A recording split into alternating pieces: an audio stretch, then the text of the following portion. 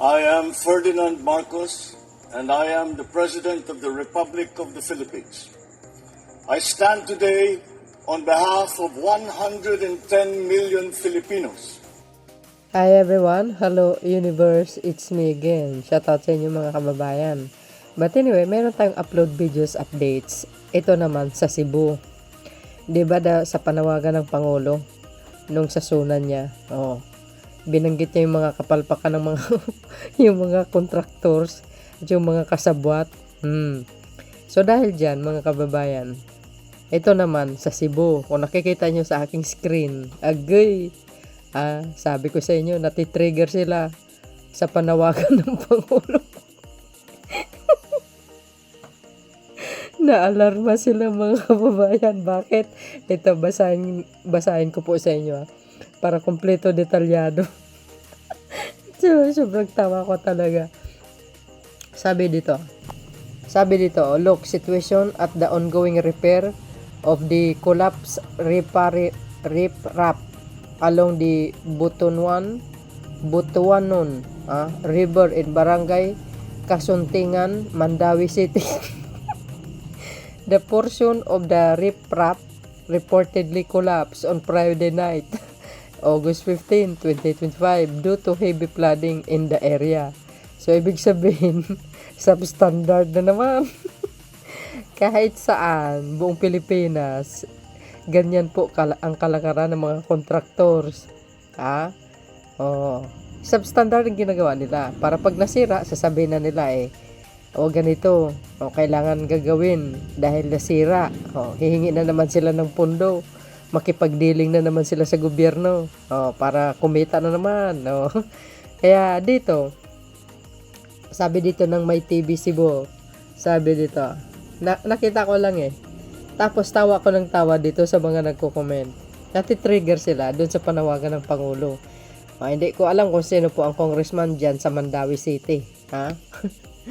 Kaya ang ginawa nila, nagkanda o gaga sila mga kababayan sa pag-repair ng riprap,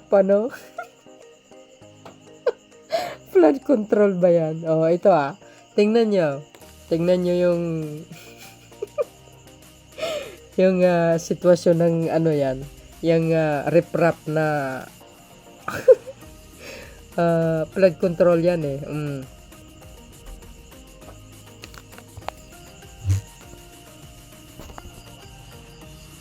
ayan M goes. Grabe, ang tindi.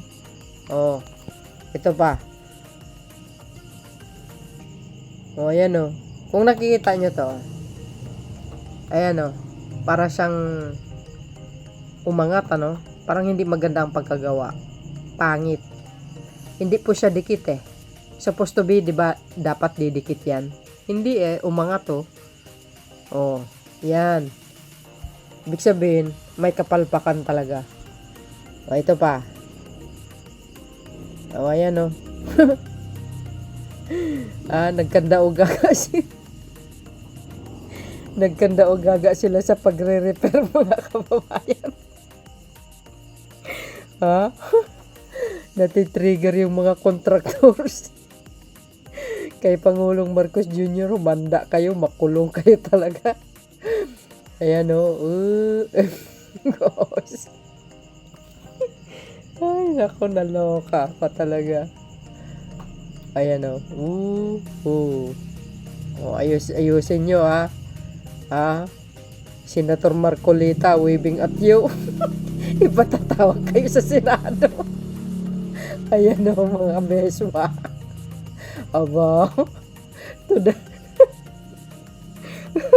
Gumagaling itong mga contractors na ito sa Cebu Wala naman nakalagay kung sino yung pangalan ng contractors mga kababayan. Ipapakita ko lang sa inyo yung pinaka-highlights. Wow. Ang bilis ng trabaho Ay, nalord. Kaya mga best. Repair. Pag sinabi mong repair, ibig sabihin, substandard. Ayan M goes. Oh, kakaibang flood control ito. Bakit yan bilog? Aba, delikado ito. Ha? Kakaibang flood control ito mga bes, ha? Bilog. Ayan pa, oh. Goes. Oh, you see? Kasi yung banda dito kasi umangat. Parang hindi maganda yung dating, 'di ba?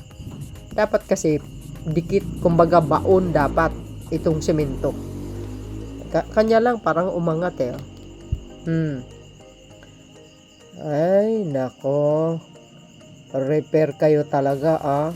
Diniretso nila mabes. Antindit nyo talaga. Oh, goes. Yan pa, oh. Abo. Nagmamadali ang mga contractors, ah.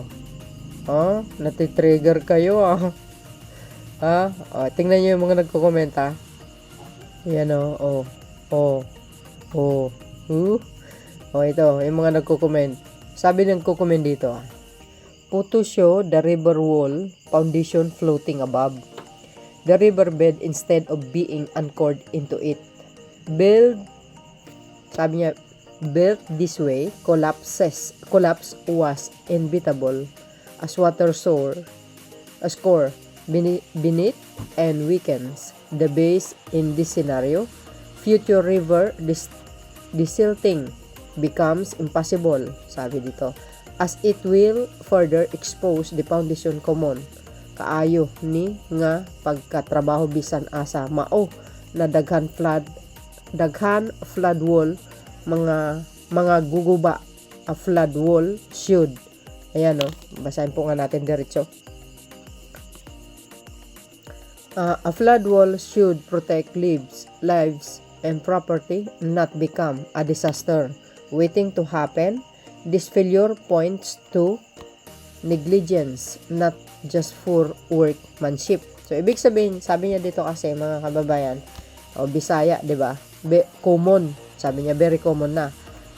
Kasi, sabi niya dito, yung mga trabaho, kahit saan, sabi niya ganon, pareho lang ang flood control na nasisira. Yan ang sabi niya. Sa Bisaya kasi yan eh. So, kung makita nyo dito, yung nilarawan niya, siguro, sinave niya, tapos, kumbaga, pinakita niya. Tama po yung sinabi ko, diba? Ayan, umangat siya kasi, supposed to be baon yan, diba? So, ibig sabihin, may kapalpakan. Itong riprap na flood control dyan sa Mandawi. Ito, diba? Sabi nga, repair. So, ibig sabihin, may kapalpakan ang pagkagawa. Ayan, tingnan nyo. Nakita nyo dito? Yun yung pinakita ko sa inyo. Umangat eh. O, diba? Kumbaga, dumaan ng tubig, inanod yung mga buhangin sa baba, hanggang butas na yan. O, diba? Sa susunod na baha yan, sigurado. Maano yan? Kukulaps itong simento na ito. Kasi, kakainin ng tubig sa ilalim eh. O, magiging kuweba na yan, mga kababayan. Ito pa yung mga iba.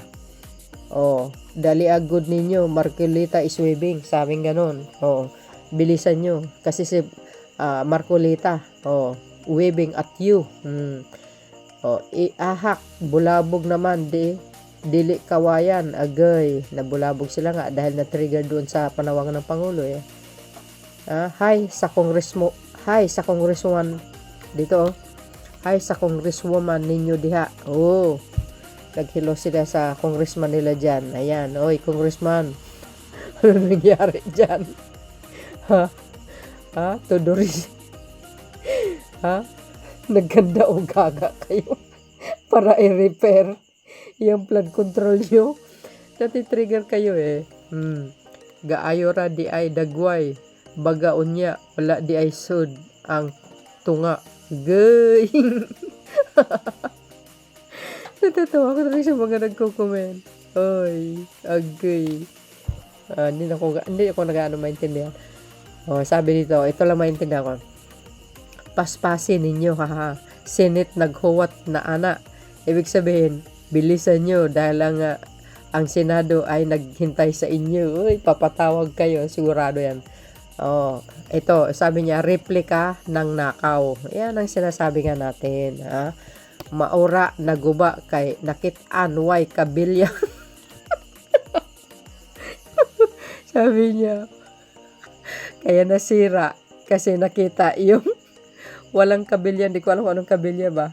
Baka yung pagkakabit, yung mga materials. Palpak talaga oh. Makatsar kaayo og way hiring ambot. Ay, ewan ko sa inyo. Makatsar daw, sabi niya. Pag walang hearing, ay, ewan ko sa inyo. Ayan, Bisaya kasi, Cebu yan eh. Bilisan ninyo yan. Baka maabutan kayo ni Senator Marcolita. Ay, ewan ko sa inyo. Kaya sa ana, oy, manay ligon, oy, kurakot kay mo. Oh, yan. Ang intindihan ko, kurakot kasi. Kinurakot yung pundo, tinipid. Di ba sabi nga natin, pag kinontrata mo, yung isang proyekto, sasabihin 10 million ang cost. Pero sa totoo lang, dahil tinitipid, may kickback, ginawang 5 million lang. Sabi nga natin, saan napunta yung 5 million di doon sa bulsa ng mga kasabwat. Karon pa. Karon pa, ngayon lang. Ni-repair, dahil nga nabulabog sila. Dahil nga doon sa nabulabog sila sa panawagan ng Pangulo. Kaya yan, mga opisyalis, wala na jud nagbag-o, nagyayara. Di ba? Yung mga opisyalis, hindi daw sila nagbago. Ganon at ganon pa rin ang ginagawa nila. Kasi kumikita sila dyan eh. Di ba? Inyong congressman diha, perteguro, kadako na kickback. Yung congressman nila, malaki daw ang kickback. Tingnan nyo naman kasi, yung RIPRAP flood control na yan, di ba umangat? Ang pangit. Imbis na hollow block, ang budget, ani karon bato na lang yun. Sabi niya, imbis daw hollow block yung gagamitin, pero batong ginagamit. Kaloka. Ay. Ayan, repair para mag-collapse uli. Yes, i-repair nila uli para mag-collapse uli. Pag nag-collapse uli, another hingi ng pundo. Yung style nila bulok sa totoo lang. Tapos pag umapaw yung tubig, nasasalanta na sila sa baha. Sisisihin nila ang gobyerno. Ngayon, masasabi nyo, kasalanan ba ni Secretary Bunuan itong pinagkagawa itong mga congressman itong mga contractors na ito? Mautak sila eh. Di ba? Kasalanan pa ni Secretary Bunuan? Paulit-ulit yung ginagawa nila. Repair pag nasira, hihingi ng pundo, another kontrata na naman. Another kickback na naman. Ganyan yung paulit-ulit lang eh. Tingnan nyo uli Tingnan nyo mga kababayan pag bumaha uli yan at malakas ang baha, mabilis. Ano yan guys bubutas to sa ilalim mabubutas yan. Kakainin niya talaga sa ilalim. Magiging kuweba. Kaya ano yan kaya pangit. Wala akong alam dito, pero sa mga nakikita ko ng mga flood control, mga kababayan, kumbaga said sa ilalim kumbaga said, hindi po nakaangat. Delikado ito pag nagbaha uli. Tingnan nyo. Sa totoo lang. Dito sa amin. Dito sa amin, ganun din. Marupok yung semento. Balita po ng GMA News yan. Kanina nakita ko. Tingnan nyo, kahit saan. Ganun ang style nila. Ang galing talaga nila May kickback talaga sila. So yun, mga kababayan, ano po ang kapalagayan nyo? Kayo na pong balang magkomento. See you again on my next upload video. Ito sa Mandawi City ito. Thank you for watching mga kababayan. So yun mga best. See you again on my next upload. Bye and babus. God bless Philippines.